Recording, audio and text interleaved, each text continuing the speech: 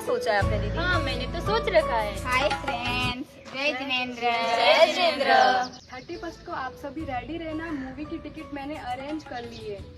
नहीं नहीं, हम मूवी में नहीं चल सकते। उस दिन तो परमात्मा महावीर स्वामी का जन्म कल्याणक है। ओहो, इस जनरेशन में भी तुम ये धर्म जान कैसे करते हो? इस जनरेशन में मूवी पार्टी क्लब की है ना। अरे हम तो प्रभु वीर के शासन में जीते हैं। हमारे लिए पार्टी मतलब पूजा, क्लब मतलब भक्ति, मूवी मतलब सामायिक प्रतिक्रमण, ये सब है। हमारा असली आनंद तो यही है। सच कहे तो हमें इसी में खुशी मिलती है। जब हम परमात्मा महावीर के बताए हुए मार्ग पे चलते हैं। उनके जी और जीने दो के सिद्धांत को अपनाते हैं। सभी के प्रति अहिंसा, करुणा, दया का भाव रखते हैं। चलो हम भी लोग उनके साथ चलते हैं। हाँ चलो चलो।